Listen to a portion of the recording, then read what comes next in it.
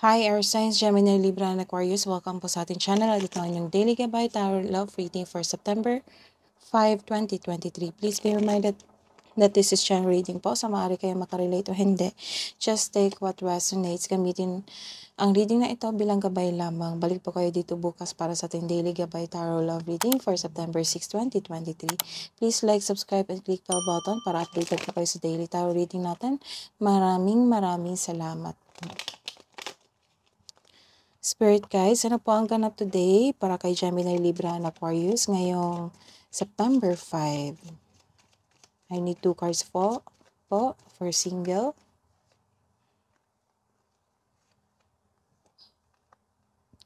Kadate nyo ngayon ang inyong twin flames. You complement each other. Nagkaroon ng pagbalanse. You're getting to know each other stage pa. And you give time to know each other para makilala nyo ang isa't isa. So, nagkaroon ng progress sa inyong pagkakilala sa isa't isa. So, you need time para kilalanin mo itong taong ito.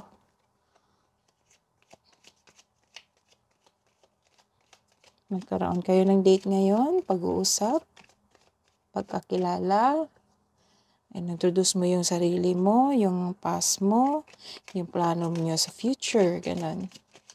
So, this twin flames is like a soulmate. It might be he or she is your soulmate. Pero twin flames is defined na malaking part siya sa inyong buhay. Oo. May malaking part siya sa inyong buhay na marami kang matutunan sa kanya, sa inyong relasyon. So, malaking journey ito sa inyong growth, sa inyong para maging matured enough kayo. Itong taong ito, part ito sa maturity. Maturity mo at niya. So, that's good. You're getting to know each other stage pa. Kinilala mo yung ka-date mo.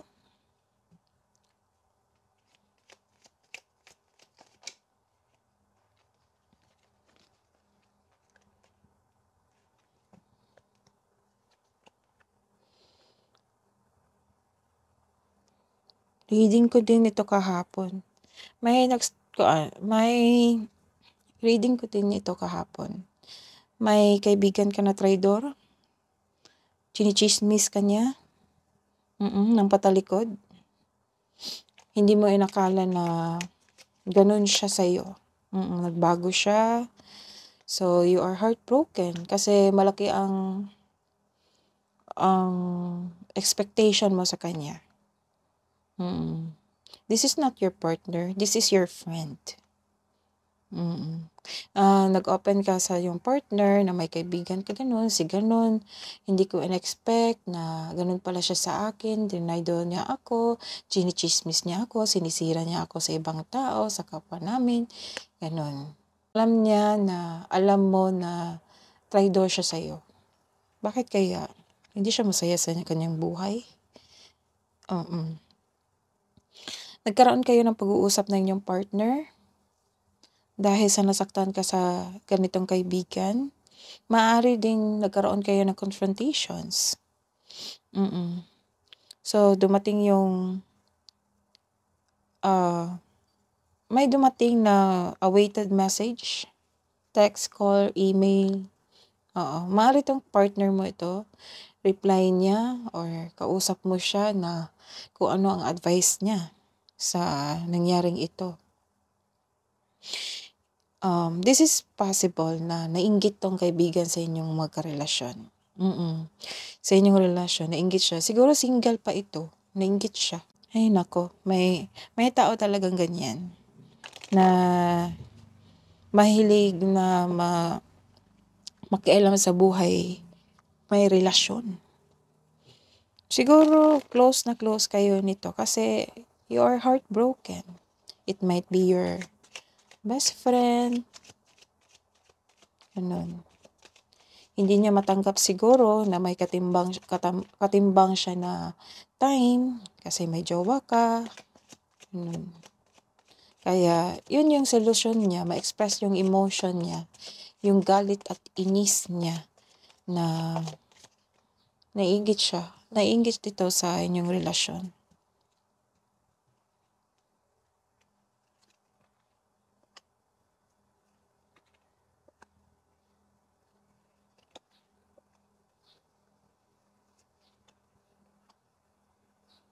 So, this is a reverse card. Nagkaroon ng generosity with strings attached. So, this is a confirmation of your twin flames. Nagkaroon ng pag-uusap, you give time each other, nakilalanin ng isa't isa. This is the confirmation na some of you nahulog na sa kanya, sa twin flames mo, yung ka-date nyo ngayon. Nahulog na sa kanya just because your ka-date is very charming, charismatic, magaling siyang magsalita, marunong siyang makinig sa mga hinanaing mo. He or she is a good listener. So, wag mo kalimutan you give time na kilalanin mo itong taong ito, yung tunay siya. So, enjoy this journey na kilalanin yung isa't isa. This is a maturity step na kilalanin niyo muna bago mo pumasok sa isang seryosong relasyon, sa isang seryosong commitment. Nagkaroon ng pag-aaminan. At the end of the day, nagkaroon ng pag-aaminan. So, nahulog ka sa kanya. You are in love. Gusto nyo ang isa't isa. Nagkaroon ng pagbalanse, yung gusto nyo ang isa't isa. So, this card asks you to use your logic and remain objective. So, wag kang, kahit na in love ka, kahit may gusto ka sa kanya, sa inyong ka-date, this card asks you, the universe asks you, the spirit guide asks you to stay focused on taking time to know him, to know her. Huwag mong kalimutan na use your logic and remain objective. Dahil ito ay nakatulong na may ma-uncover na katotohanan na makita ang kanyang tunay na sarili.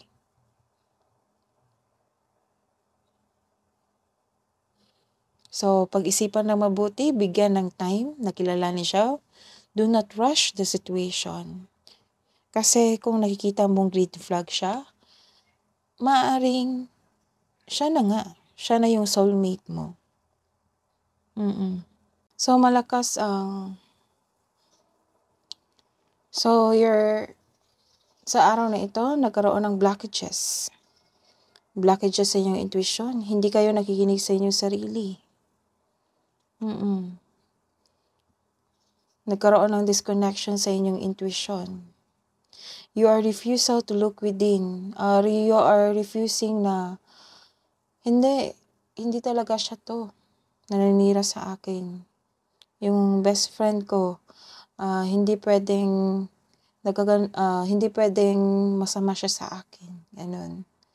In denial ka pa. So, nagkaroon ka ng ignorance. Ini-ignore mo ang kanyang ginagawa sa'yo.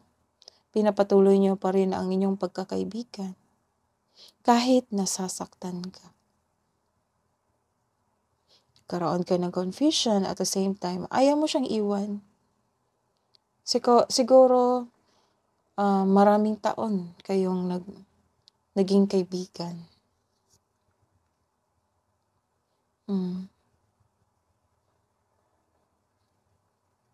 Alam mo ang mga pangyayari, ayaw mo lang alamin na ganun talaga siya, in denial ka. So, nagkaroon kayo ng overthinking, overanalyzing the situation, instead na magkaroon ka ng tiwala sa iyong sarili, sa iyong situation, sa iyong partner na kausap mo ngayon. Kailangan natin tanggapin air signs na meron talagang taong nito na hindi natutuwa sa ating buhay pag-ibig.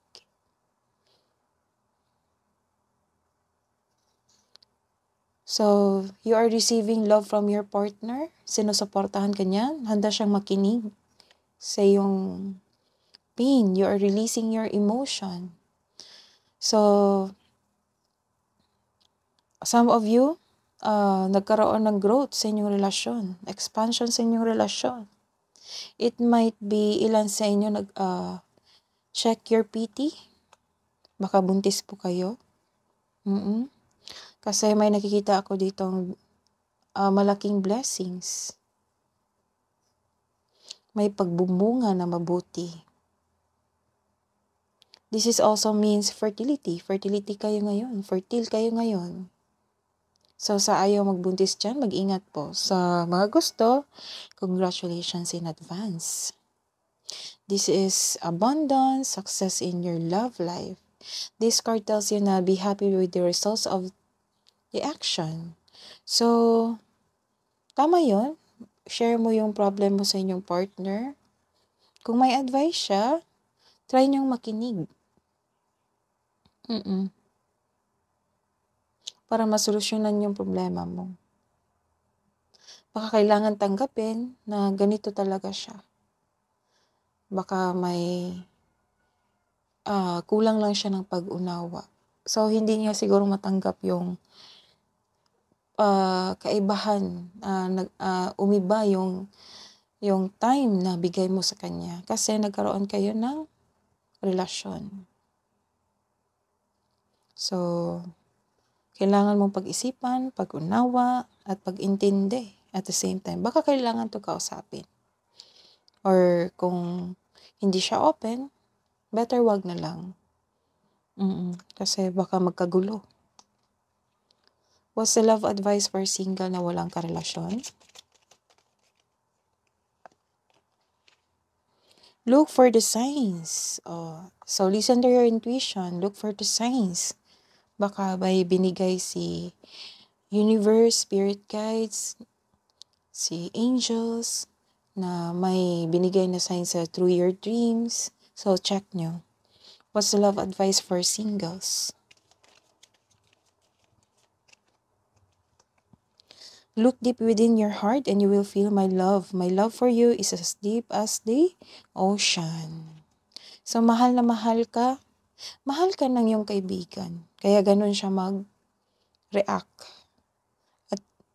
At the same time, mahal na mahal ka ng iyong kapareha. So, kung kailangan kausapin tong taong to, kausapin mo. Baka kasi maintindihan niya. If you are not willing, so better postpone muna. Observe mo siya. Try mo hindi palakihin yung sitwasyon nyo. Kasi sayang yung pagkakaibigan nyo. At the same time, huwag kang masyadong maging negative, expressing negative sa yung partner, towards your partner. Baka ma-release mo sa kanya, ma-absorb niya. So, share mo siya, hingi ka ng payo, or kung kailangan mo lang may makinig, kausapin mo yung partner mo. Kailangan ko lang yung, hindi ako handa sa mga nangyari, hindi ako handa sa pagbabago niya, so kailangan ko lang ng kausap. Kasi some of you, kung hurt kasi, may tao talaga kung hurt, pasensya na po sa ingay na abutan ako ng umaga. Kasi may time kasi yung tao na pag nasaktan, ayaw makinig sa advice. Oo. Kasi nasaktan tayo eh. Hindi pa natin, in denial tayo, hindi pa tanggap ang mga nangyayari. Hindi pa buo yung acceptance. Siguro pag ma-express mo na itong emotions mo, ma-accept mo na ito. Pinuput balance mo na itong time mo sa iyong kaibigan, sa iyong karelasyon. So, balansehin. Kasi sayang yung relationship niyo, friends relationship niyo. Matagal na kayo kasi. So, this is for what is the couple advice? So, the single advice is tama yung advice na keep on giving time to yourself, to him, to her, to your date, na kilalanin nyo.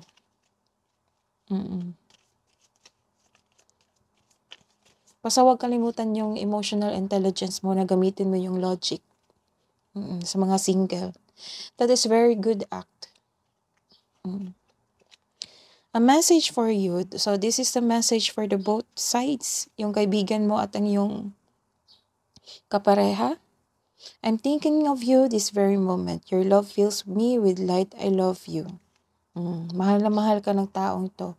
Yung naninira sa'yo, na nagkaroon ng immaturity, na ayaw kang pakawalan, ayaw sa new cycle ng buhay mo. At mahal na mahal ka na yung kapareha. So you have a very supportive partner. That is your reading today, air signs, Gemini, Libra, and Aquarius. Balik po kayo dito sa reading natin, love reading natin sa September 6. Please like, subscribe, and click bell button for notification para po updated kayo sa daily tarot reading natin. Maraming salamat po.